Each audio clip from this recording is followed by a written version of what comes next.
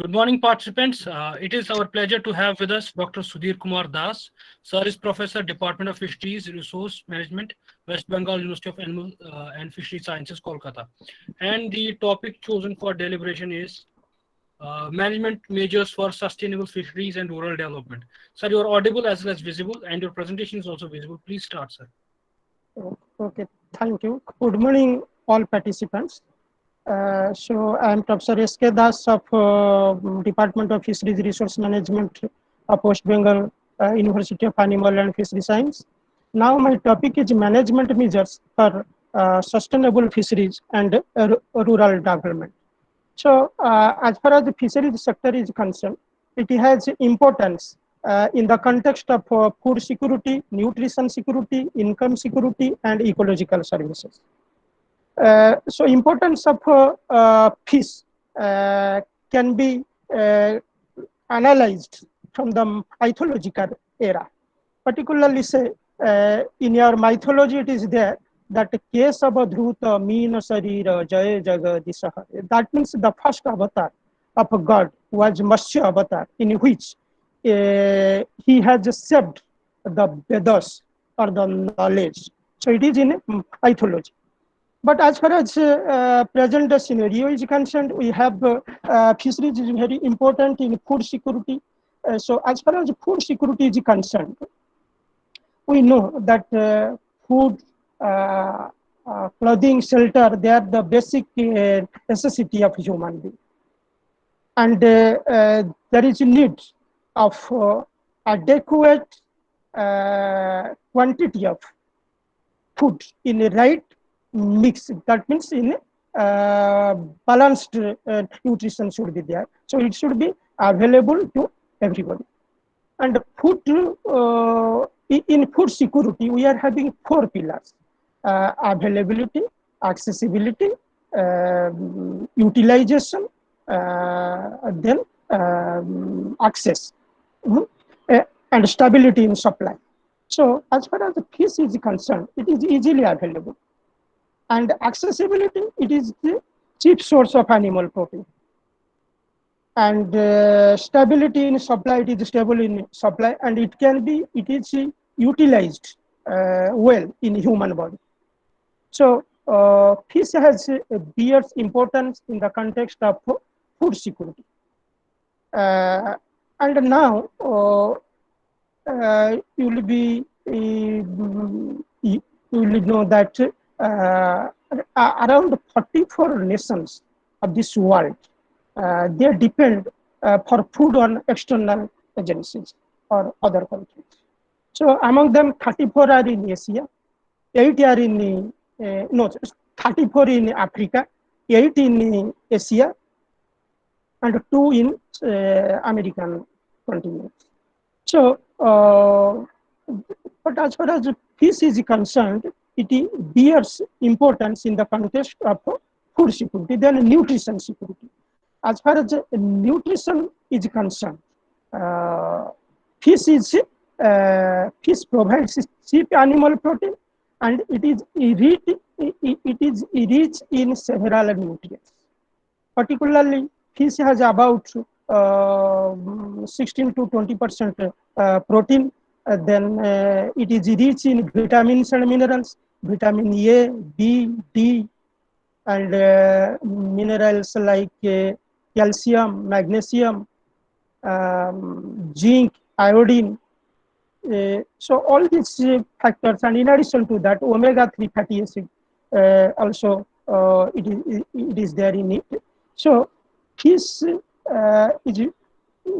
contributes considerably to nutrition security, particularly say the inland fisheries.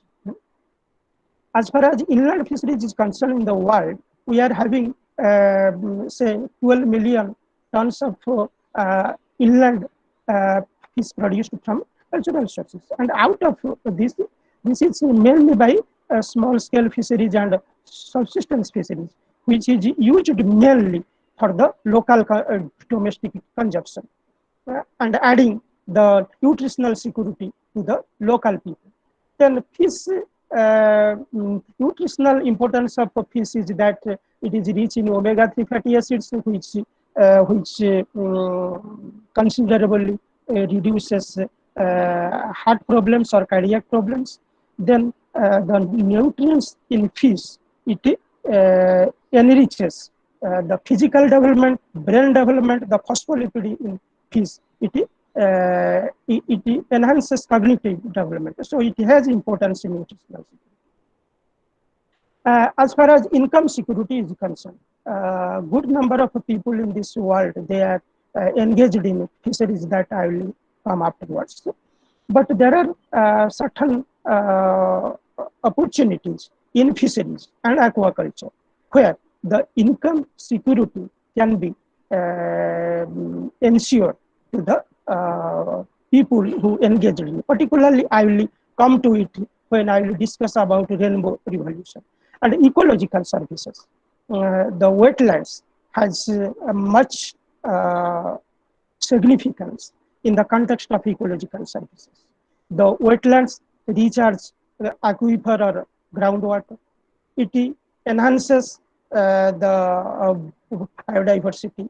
It has cooling effect. So ecological services, if we consider ecological services of wetlands, it varies from about 11 lakh to 22 lakh rupees per hectare per year.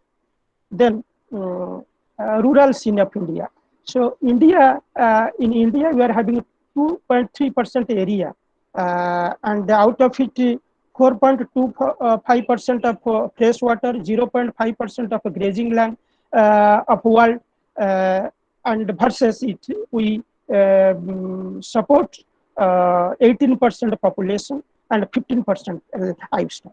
Scientists say that our resource in the world, it is sufficient for 4.5 to 5 billion people. But now we are having 7.9 billion people in the world, which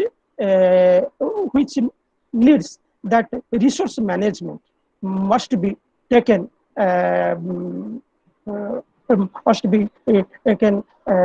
importance, and it should be considered as an important aspect.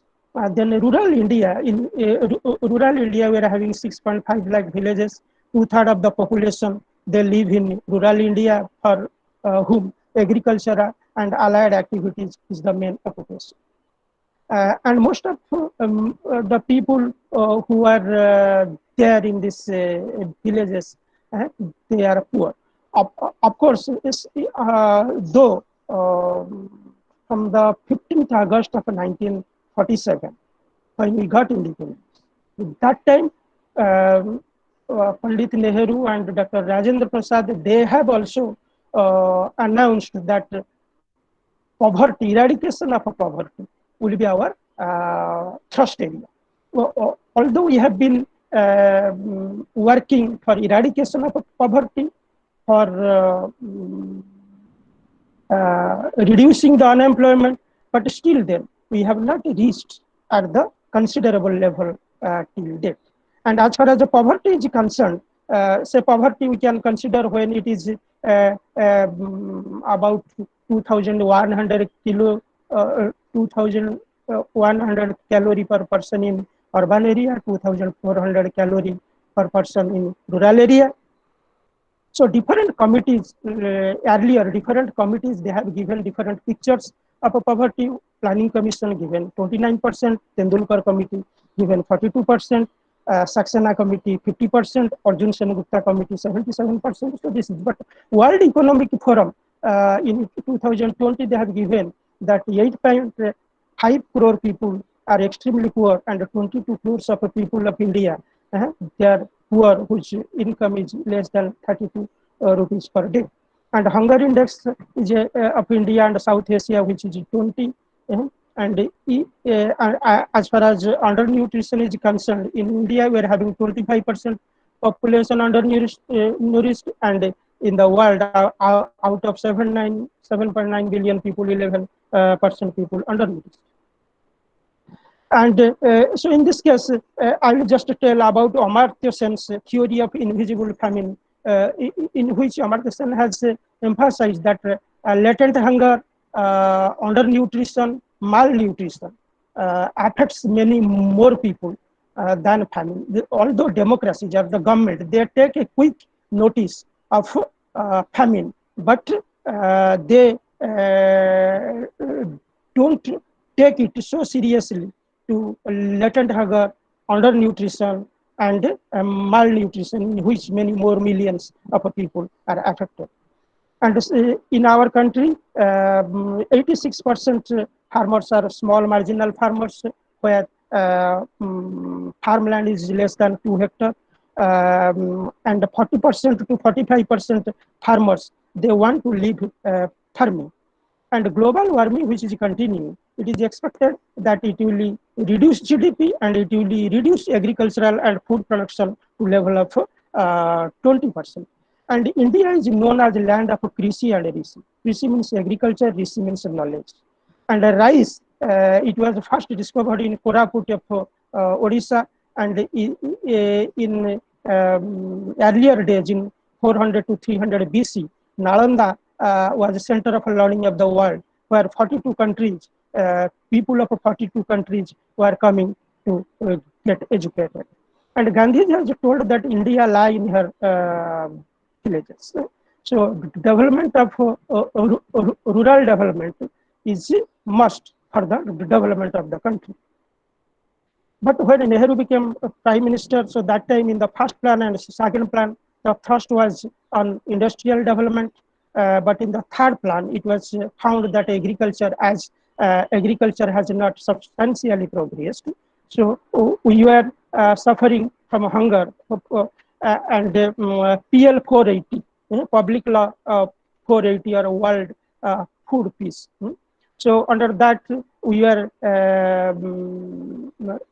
importing wheat from USA to feed our people.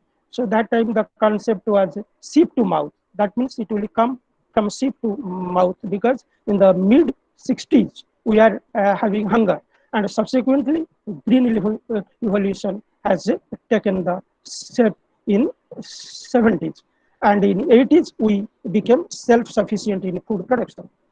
And Robert Solow, who is a Nobel laureate in economics, he has estimated that 87.5% of the contribution to the development comes from knowledge, and 12.5% is from capital in USA. And World Bank has studied that in 192 nations, 64% of the development is contributed by knowledge and skill, 20% by natural resource management, 16% by infrastructure. So Pandit Nehru has told that the future belongs to science and those who make friendship with science, and which was told by and Barack Obama. He has also told that education and innovation is currency of the 21st century. So in this 21st century, its emphasis will be on knowledge management, knowledge generation, and innovation. So this NADCL 21 days training program, national training course, bears importance in such context. And when we will be discussing about fisheries, sustainable fisheries, UN has declared that the decade 2020 to 30 is the decade for sustainability. So sustainability is the main thrust in this decade. So therefore, sustainable development goals are being set, and sustainable development goals or agenda 2030 should be achieved by the year 2030. That will come afterwards. Anyway, so if you will make a glance to world fish production, it is in 2018, it is 178.5 million tons. Fisheries contribute 96 million tons, out of which marine 84 million and inland fisheries 12 million tons. And aquaculture contribute about 82 million tons, in which mariculture 31 million tons and inland aquaculture 51 million tons. And human consumption is 156 million tons. Fish export is to the level of 38%. Main exporters are China, Norway, Vietnam, India, and main importers are Europe, European Union and USA, Japan. And employment, as far as employment is concerned, 60 million people, approximately 60 million people are engaged in fisheries, in which in fisheries and aquaculture. So in fisheries, about 40 million people, and in aquaculture, say 20 million people. But in addition to that, if you will modify, or if you give thrust on the chain production, processing, and marketing, then 250 million people can get employment in the world. So these secondary and tertiary sectors in fish production needs reorientation with emphasis on knowledge and with emphasis on application of knowledge and innovation. And as far as women in fisheries is concerned, so there is a saying that where the women are given the importance, the God is pleased there. Jatra narjastu pujante ramanti tatra devata. So women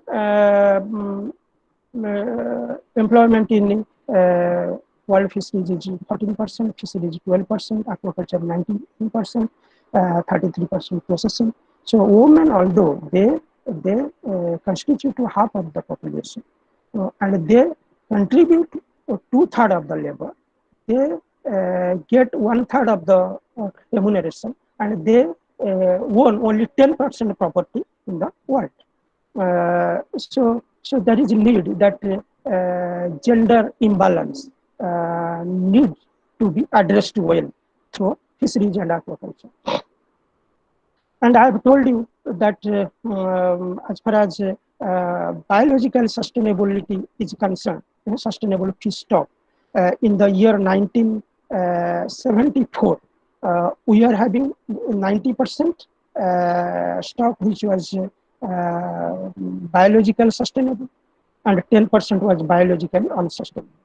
But in 2017, 66% is biologically sustainable and 34% is biologically unsustainable. And in sustainable development goals, our goal is we should attain biological sustainability. That means sustainable fish yield should be 100% in 2020, which is matter of concern, and it needs emphasis. Then Indian fisheries is rich with rivers and canals of 2.5 lakh kilometers, reservoirs, small reservoirs 13,690, 1.78 million hectare, 829 medium and large reservoirs with 2.26 million hectare, tank ponds 9.2 million hectare, bills, derelict water bodies 500,000 hectare, coastline 8,118 kilometer, where EEZ is 2.02 million square kilometer, and continental shelf is 3.7 million square kilometer. And in fish production last year, it was 14.16 million tons, out of which 3.7 million tons in marine production, 10.4 from inland production. And we are having about 2,948 species in India, which is 9.2% of total fish biodiversity of the world. In world, it is 32,042 species, and out of this, about 8% are threatened. And this threaten is due to the factors responsible for threatening the fishes is habitat loss, habitat degradation, because what happens due to deforestation, there is siltation, which leads to habitat loss because many spawning grounds are being destroyed. Then habitat degradation also occurs, and pollution when industrial effluents, then sewage and agricultural chemicals come to riverine water body or any wetland. So it pollutes the water, which causes mortality, and also reproduction is hampered. Overfishing is one, climate change, global warming, and exotic. So these are the factors that causes threatening of the fishes. Then we are having, if the lentic resource is not properly managed, then it creates a lot of the problems. Lentic resource means stagnant water bodies like ponds, lakes, beels, so all oxbow lakes, so all these things. So when this is not properly, so most of these water bodies are not properly managed. So in this case, this will give rise to submerged weeds. Then submerged weeds will give rise to emergent weeds. This emergent weeds will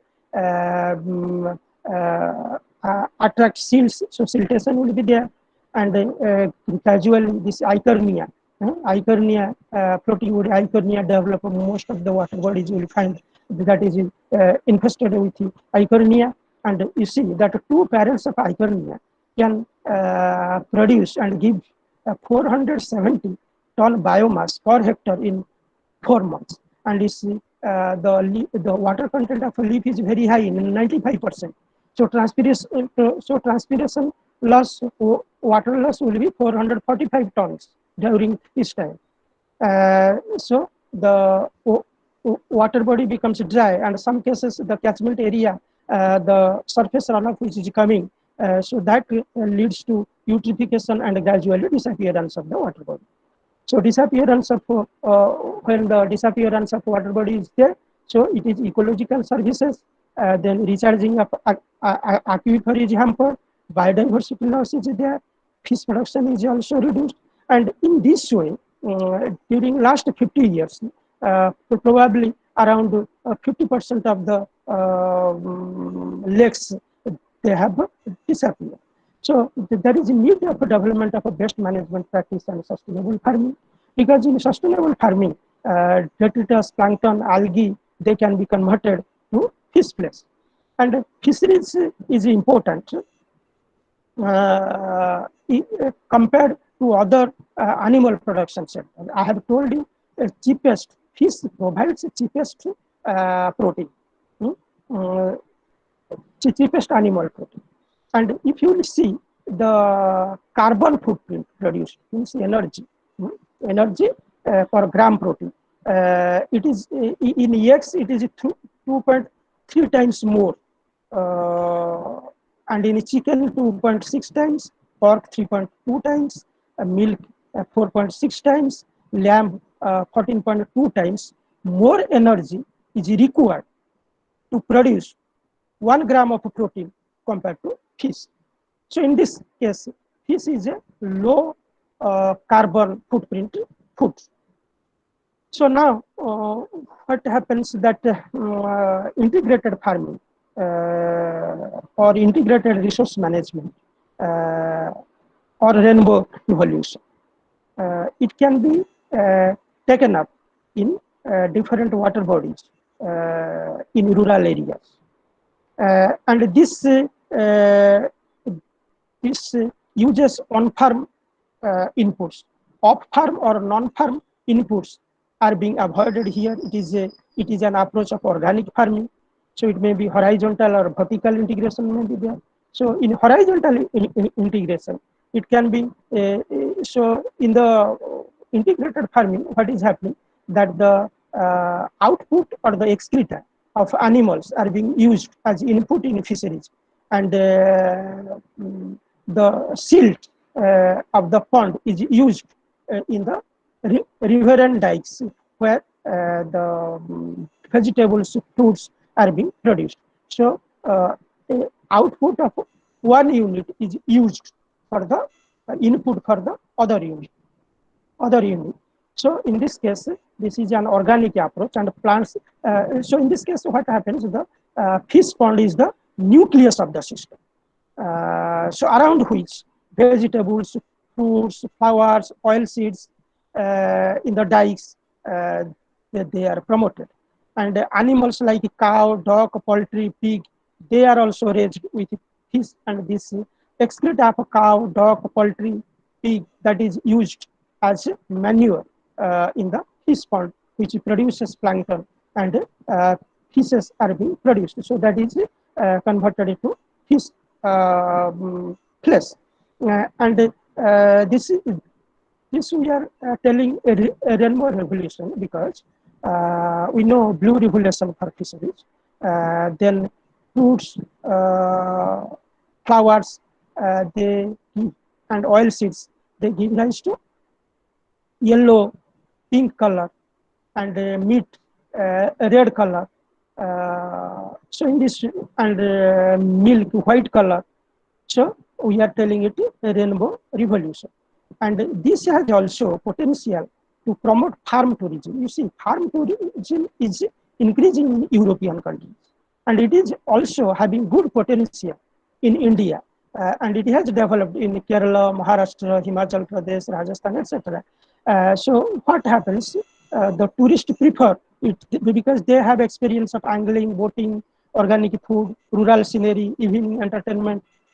So it can also increase employment opportunities in rural areas substantially. I am not discussing it in detail because afterwards I know that integrated farming is there by Professor T.K. Ghosh.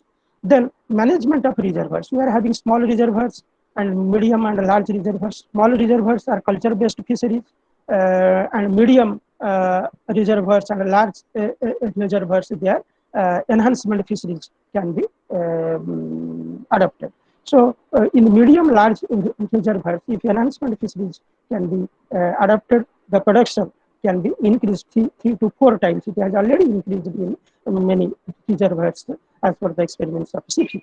There are small reservoirs where the production is, and small reservoir can be considered as a aquaculture unit, big aquaculture unit, where the inputs can be given as per aquaculture, and the production can be much more, even up to more than 500 kg per hectare, if proper management will be taken care of. Then, particularly in medium and large reservoirs, we are it can be increased by stock enhancement. The stock enhancement is mainly done to correct the species spectrum and to mitigate recruitment failure. So actually what happens, we will stock the fish in the reservoirs, and after they will breed, auto breeding will start, then they can establish that cell. So in this case, 10 to 15 centimeter fingerlings can be stocked at the rate of 250 numbers if less predatory fishes. If more predatory fishes, then 500 fingerlings per hectare. And species enhancement, depending on what type of food is available, we have to see that all the leakage are being utilized. Accordingly, the species can be stocked there. So species enhancement. So actually, for initial, when the reservoir is formed, that is the initial fertility stage, and that time fertility is low. So that time, if species enhancement is done, so species will establish itself. If at that time we will not adhere to species enhancement, then what will happen? Forage fish will develop, and forage fish will give rise to catfish. So catfish, when catfish were established, it is very difficult to control, and subsequent enhancement with the carbs will not yield good result. Particularly, it was happened in Hirakud Reservoir, when the initial stage, the enhancement was not taken care of, but subsequently, when the carbs were being stopped, good results were not obtained. The production was very low, even 7 kg per hectare. And pen and cage culture can be done in reservoirs and in bills, and in small reservoirs, which is shallow and it will dry up in summer. So here breeding activities is not that important because it will dry up in summer. So here the stocking is about 8 to 10 months. So here the ideally stocking of short foods and advanced like IMC and carbs, they can be stocked. Then stock sustainability. Biologically sustainable stock If it is more than MSY level, we say it is biological sustainable stock. And stock assessment is done by fishing effort, catch, life history parameters, fishing vessel details, and different numerical models were being developed. FAO has been monitoring global stocks since 1974, and stocks are of three categories: underfished stock, maximal sustainable fished, and overfished or unsustainable. So I have told you that unsustainable stock or overfishing is to the extent of 34%, and sustainable is 66%. And in the 66%, 6% is underfished.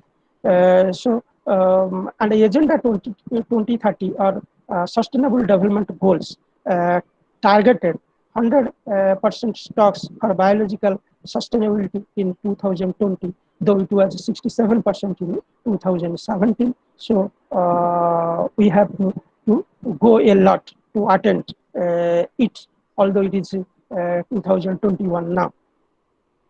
So, and as far as fisheries management is concerned, when we are talking about fisheries resource management, so the management of the stock, management of aquatic environment, as well as human welfare, three things should be taken into consideration.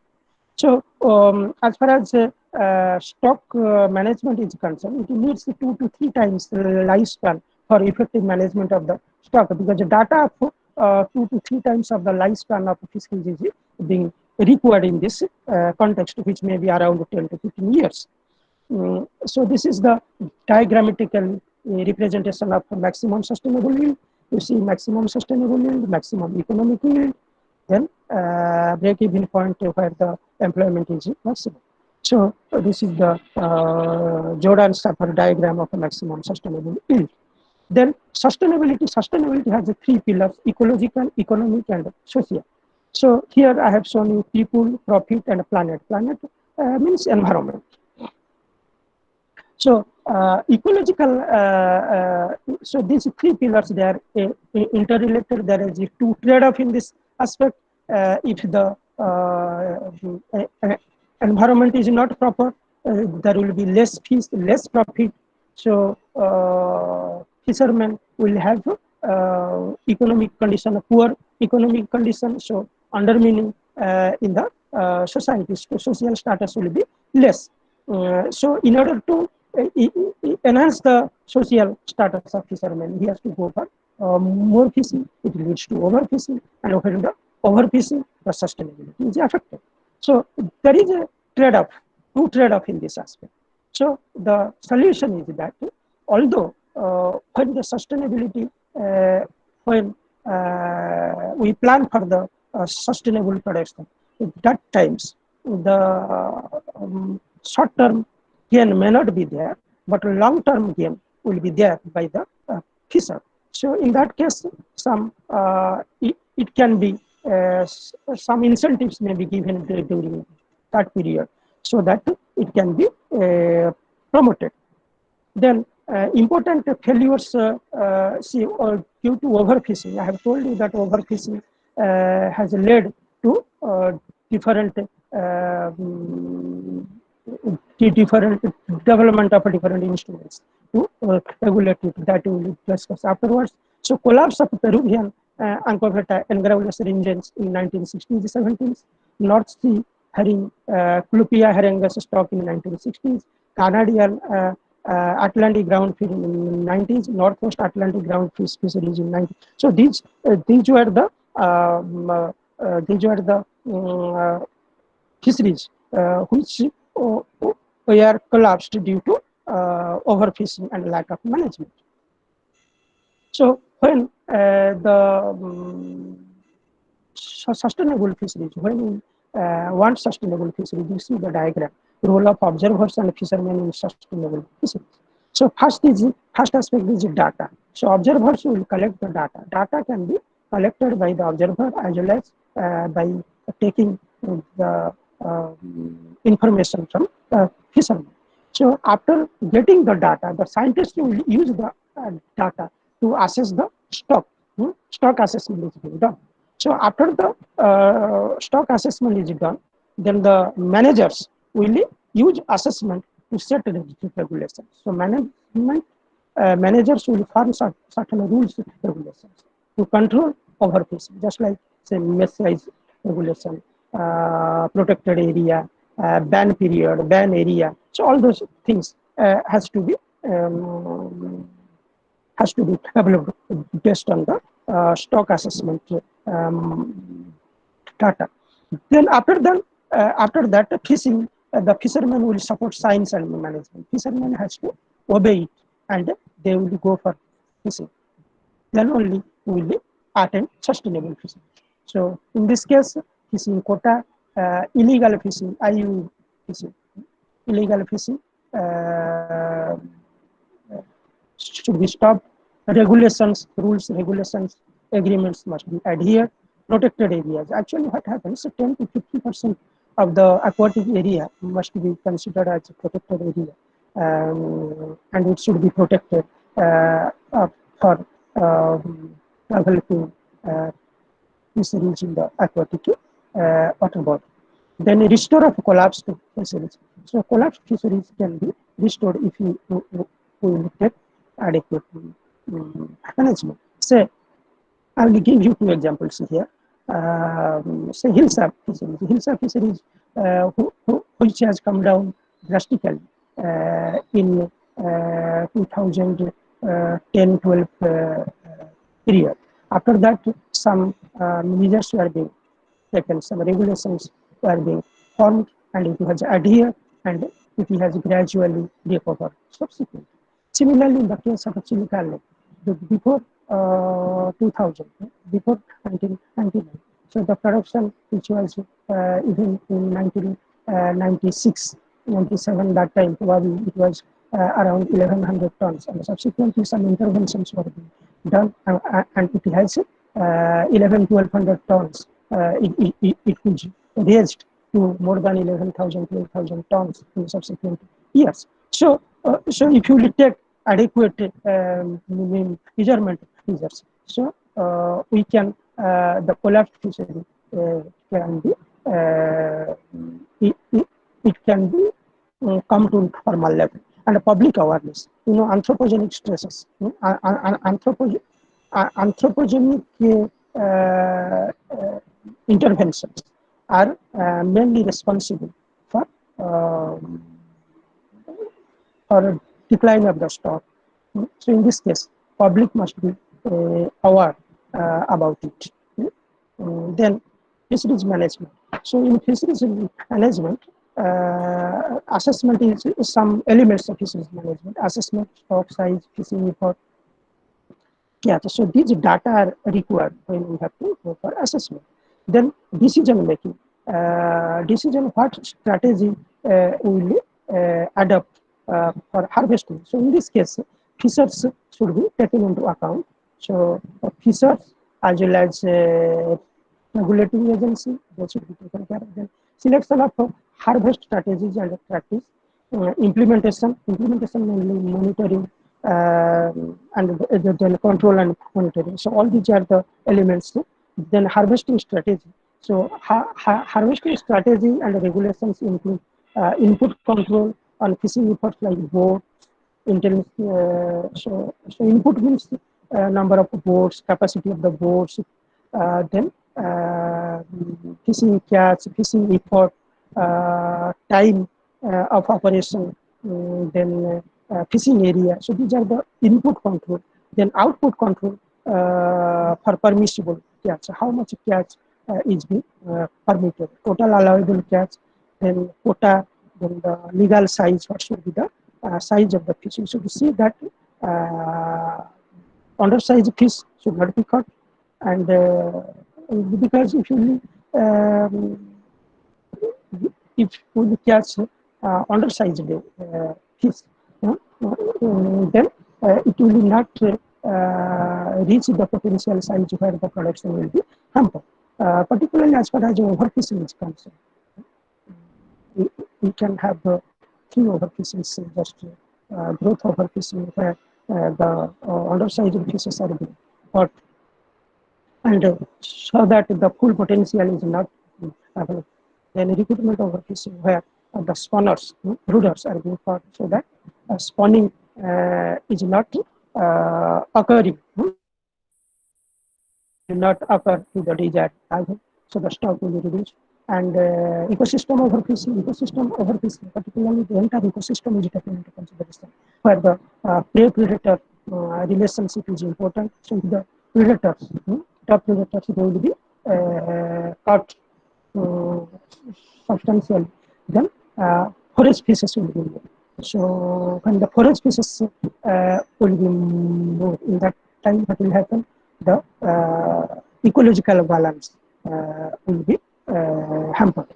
And here mesh size, so that I have told you, mesh and hook size, closed season, closed areas, monitoring control, surveillance, so all these things should be given due importance.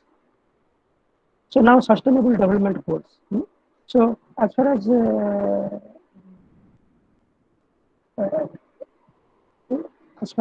development of the society is concerned, in general.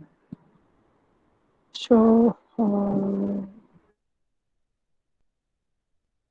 there are certain policies on which the development of the society will occur.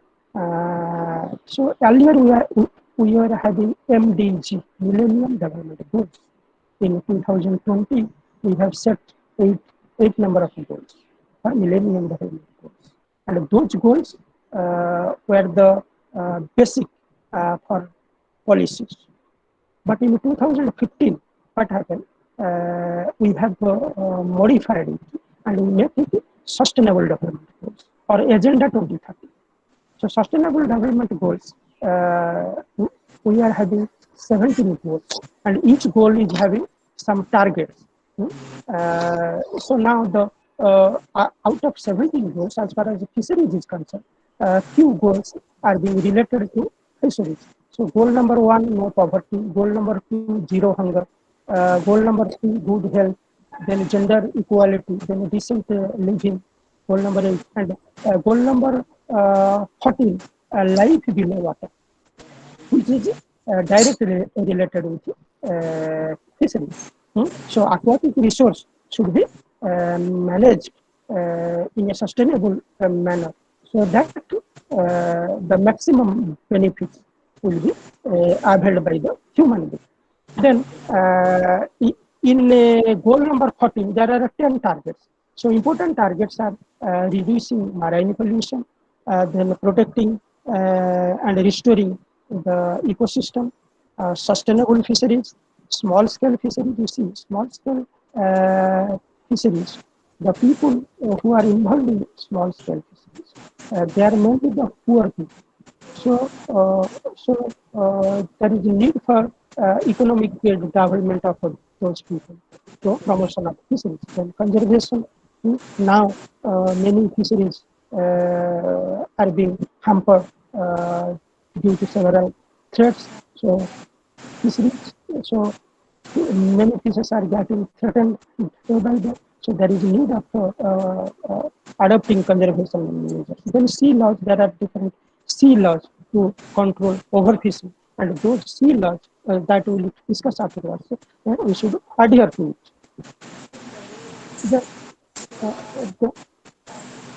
Then major fishing areas which is high overfishing.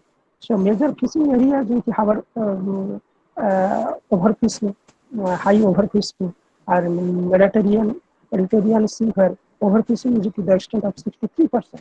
Then Southeast Pacific, 55%. Southwest Atlantic, 54%. And in Indian Ocean, it is about 35%.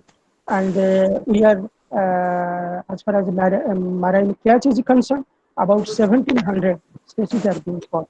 And FAO has estimated 584 fish stocks, which is 70% of the global catch. Another 250, about another 250 stocks are yet to be assessed properly. Then overfishing beyond maximum sustainable yield, it affects ecology, economics, and social well-being. So there is a proverb, need versus greed. So there is a saying. So Gandhiji has told that the world has resources which can satisfy everybody's need, but it cannot satisfy even one person's greed. And another saying is there in English poem: "The mind is restless, but the more it gets, the more it wants. Still, it remains unsatisfied."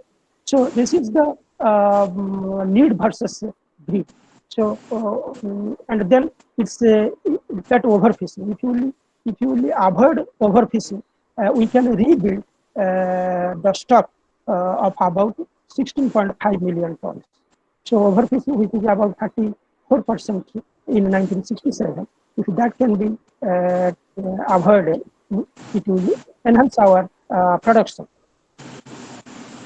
Then sustainable development goal uh, 14 and target 4. It aims to end overfishing by 2020. And if you want to end overfishing, we want stronger political will. For everything, political will is a must. Then control fishing intensity, matching the productivity in different areas, productivity and the fishing intensity.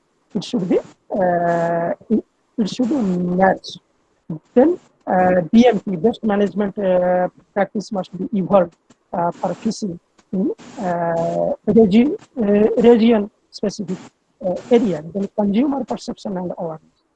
So the consumer should be educated about the threatened fish. They should see that fishes which are being threatened or the fishes matured fishes.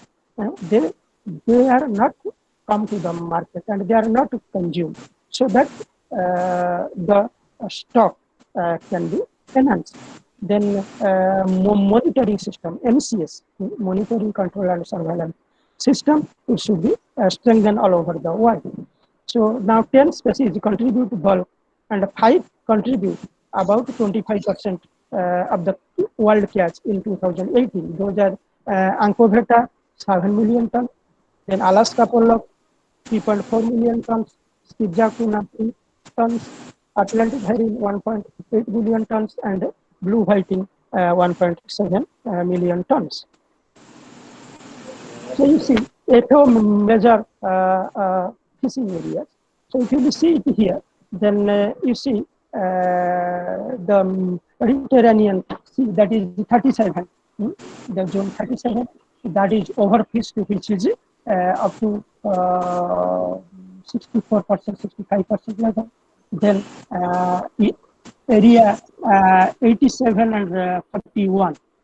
87 means it is East Pacific, Southeast Pacific Ocean, and 41 that is Southwest Atlantic Ocean. So that is overfished where the overfishing is to the tune of about 55.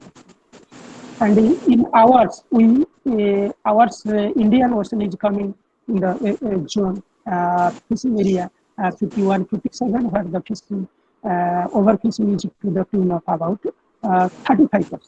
And if you see the where the major fishes are coming, Peruvian anchovy, that is zone 87, Alaska pollock, zone 67. So that means Peruvian anchovy in the Pacific Ocean, South and East Pacific Ocean, and Alaska pollock, that is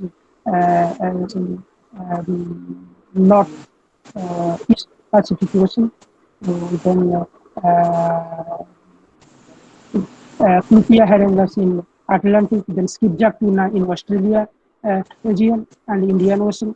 So these are the important fisheries and the major fishing areas. Then in 2018, what is happening? Global capture is about 54%, aquaculture 46%. And when we are planning in 2030, the present level of the production, which is about in 2018, it was about say 179 million tons. It is being planned that in 2030 it will be 204 million tons. So in that case, capture fisheries will be stagnant. So aquaculture will increase. So aquaculture production it will increase by say more than 26 to 27 million tons. And fisheries, we have already discussed that how fisheries has collapsed in 1960s, 70s, 80s. So, so in that case, for conservation and resource management strategies need to be developed, and overfishing of important stocks when it has occurred, it is damaged ecosystem and there is economic loss. So it was discussed in International Conference of Responsible Fisheries in 1992 in Cancun, Mexico, which gave rise to Code of Conduct of Responsible Fisheries in 1925.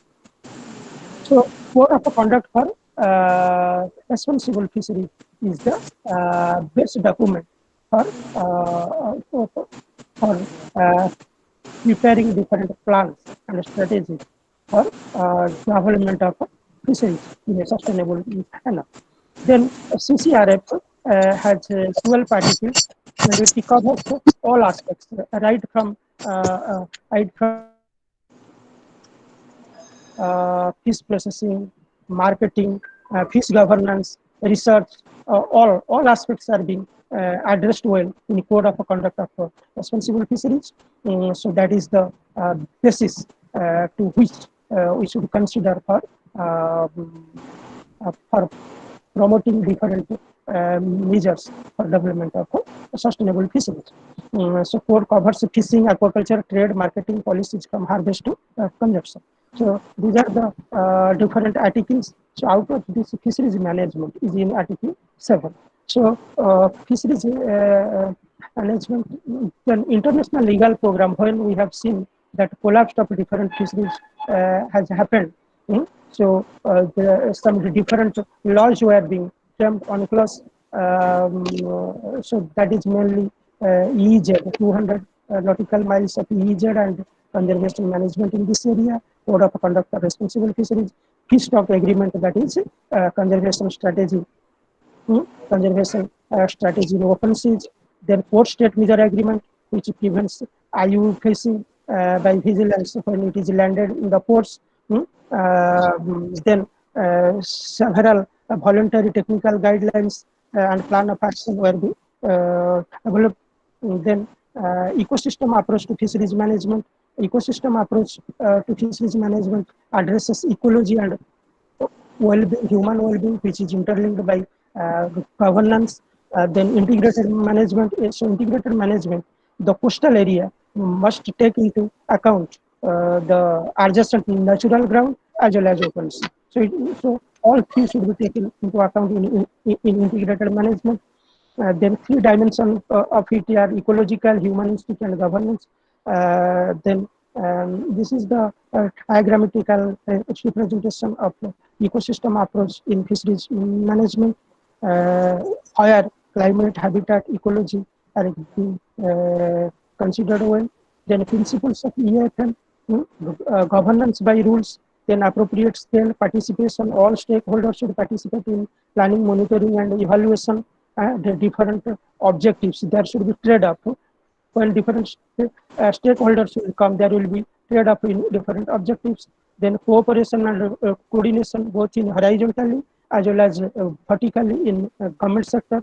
Adaptive management, learning from trial and error. Then precautionary measurement, we should not delay the action for lack of data or any uncertainty. So the experts must be consulted, and they can suggest the measures without any delay, which must be taken for operation. Then access to small-scale fisheries. Small-scale fisheries is important in the world because 90% of employment is provided by it, and half of them are women, 97% from developing countries, and they are mainly poor. And small-scale fisheries, it has problems of resource and space. And the challenges are growing competition for mariculture, and different fleets are targeting same stock and operate in same areas.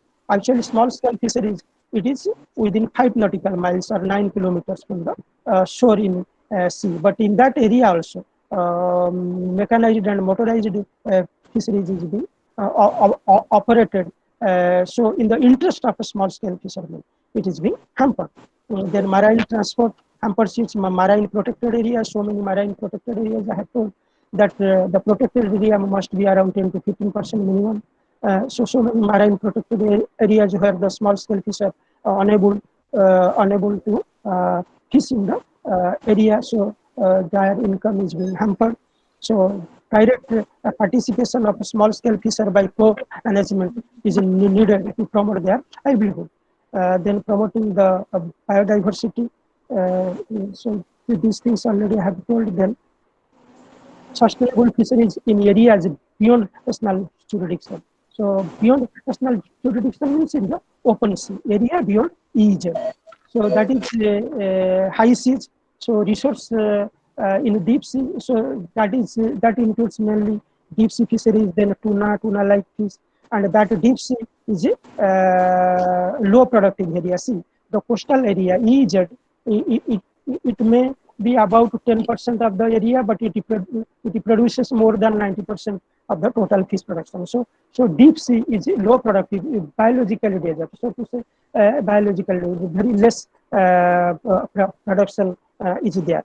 But one problem is that if though it is a it is a low productive area, so recovery will be very less. So there is a need of proper management of the resource in this area. So there are 8 deep sea regional fishery management organizations and other organizations which look after that areas beyond national jurisdiction.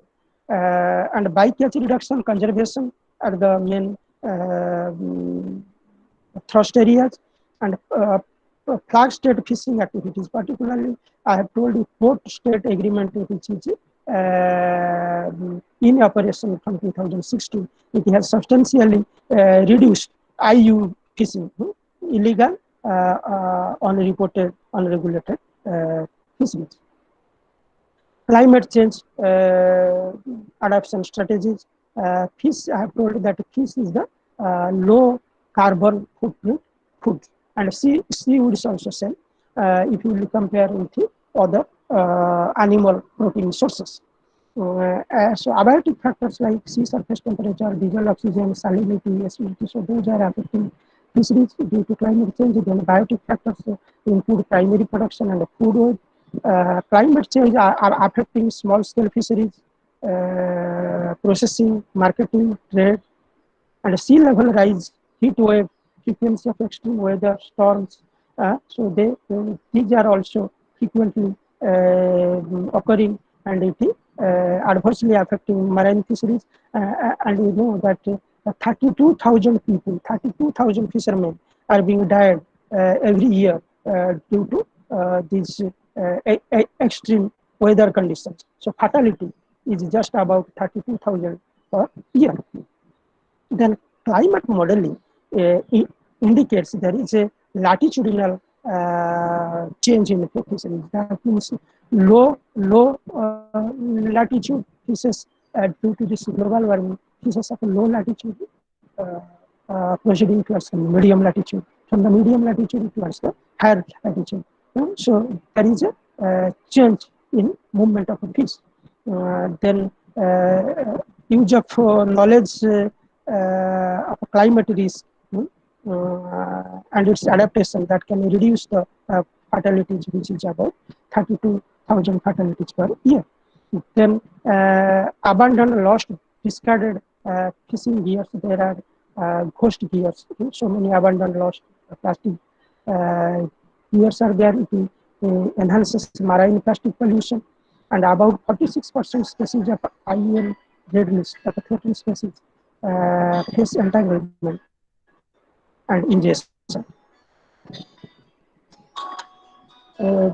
Then 20 million red and protected aquatic animals, 7 lakh tons per year, and growth. So these things management of resources in a sustainable manner for the maximum benefit of the people. So some conferences are being done, and sustainable blue economy, last was sustainable blue economy conference. So coming to conclusion. So conservation measures needed at local, national, regional, international level. Then combating IU fishing, strengthening MCS, then adhering to code of conduct of responsible fisheries, and promoting ecosystem management, co-management, and public awareness. So thank you all. Thank you all. Thank you, sir. Thanks a lot for being with us. If there are any questions, please ask.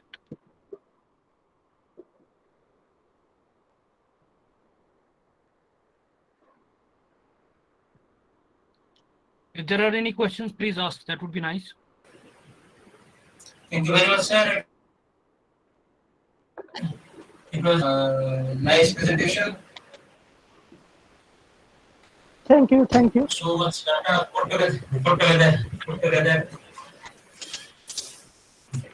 Thank you, sir.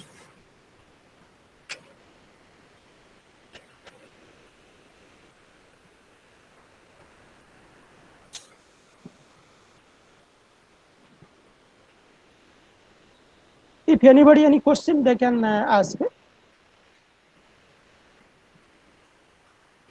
There's a question in chat. What are the horizontal and vertical forms of integrated farming? Uppama Das. Yes. Yes.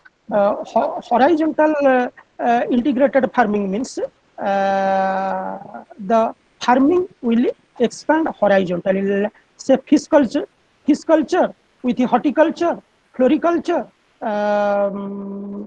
food production, dockery, dairy, piggery. So this is the called as horizontal integration. And vertical integration means, production of seed, production of feed, then processing of fish, and marketing of the fish. So particularly this is the case where more number of farms are there. When more number of farms are there, so that vertical integration will be helpful and beneficial to the farmers. Hello, Sir, sir. in Hello. Yes. in multi-species, multi-gear system, as so we Yes. actually see in our country, tropical countries, which are Yes, the yes. management measures are best suitable in order to have sustainable fisheries? Actually, in this case, in tropical countries, we are having this multi-year uh, fisheries. So in that case, I have told that ecosystem approach in fisheries management, where the entire ecosystem is being considered. So in this ecosystem, we will consider the fish stock, we will consider the aquatic environment as well as human welfare. Human welfare means, so these things will be linked with the governance. So in that way, we can go for good results. Sir, my question is, sir, what is the process for development of rural village in fishery sector? Yes, so I have told that in rural areas, a lot of areas or there are a lot of lentic sources, means stagnant water bodies. Stagnant water bodies which is not used properly. When it is not used properly, it creates many problems like siltation, eutrophication, and the disappearance of the lastly the disappearance of the land. So those areas can be identified. If required, desiltation can be done so that the aquatic environment it can be promoted, and in those areas fish culture can be done if possible. you have to see the area which is suitable for integrated culture. So integrated culture can be done in those areas. Even farm tourism can be promoted in those areas. And it has been seen that in the state of Odisha, several self-help groups, women self-help groups, they have taken lease the uh, water bodies of panchayat rural areas, and they have practiced scientific fish culture, and they have got very good revenue, and their economic conditions improved a lot. Women empowerment. It was possible by self-help groups, women self-help groups. So that can be identified. So those areas, it is to be identified with the help of fisheries department people. And again, as far as natural other water reservoirs are concerned, so there are so many cooperative societies. They are managing bills, reservoirs, etc. So they are stocking of seeds, mainly the advanced fingerlings in the case of reservoirs. It can be adapted, and pen and pickage culture can be adapted, so that uh,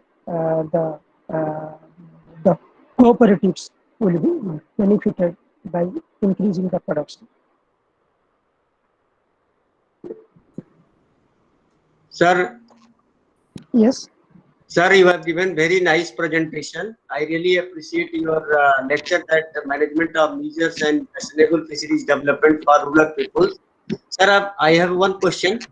Sir, Yes. which species can we use to get the maximum fish production in rural area within short duration of culture period?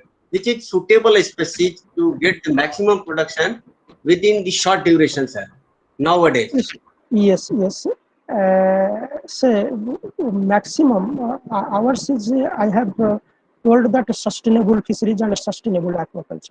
So I will not emphasize on I don't prescribe maximum production, but I will prescribe sustainable production.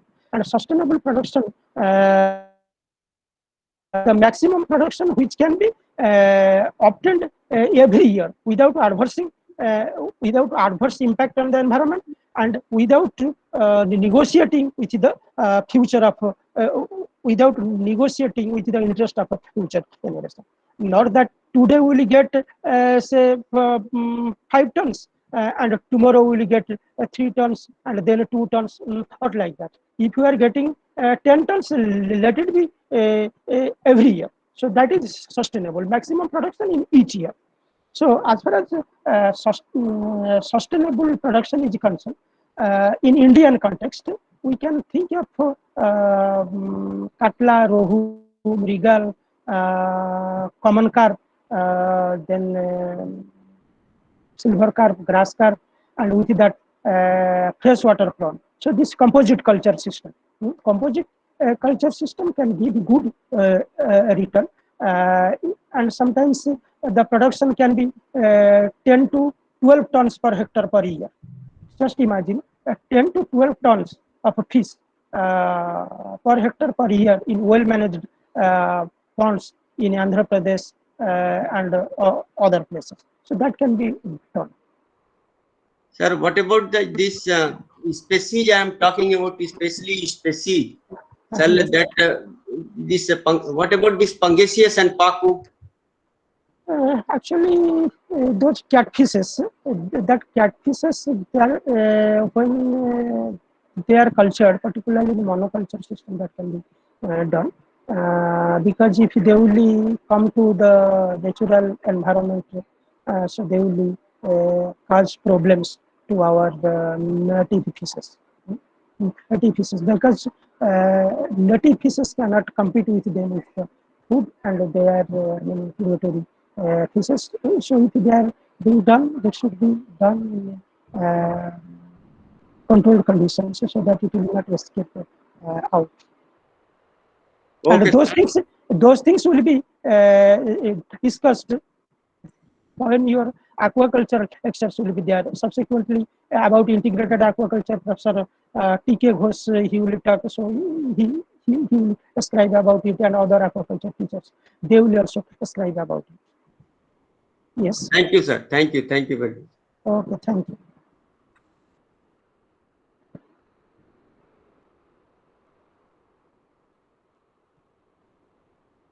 Any other question? So there is a question in chat. Which fish species can we use to get max fish production in rural areas within short duration of culture period? Sir, I got the answer, sir. That's just Yes, question yes. I have asked. That's Dr. Rajesh yes, is yes. speaking from College of Fisheries, Pantnagar University, sir. That Yes. same question I have asked. Even I have given in this chat box. I got it, sir. Thank you, sir. Yes. Any other question? Already have told. Yes, already have told. Yes. I got it. Sir, if there are no questions, sir, on behalf of the participants and on behalf of the organizing committee, we extend our gratitude, sir. Thank you very much for being with us. It was a pleasure having you with us and sharing this lovely presentation with us, and also the interaction was superb. Thank you, sir. Thanks a lot. Okay, thank you. Thank you, yeah, everyone. Thank you, everyone. Let's leave and join back at 2:30. Thank you. Okay, okay.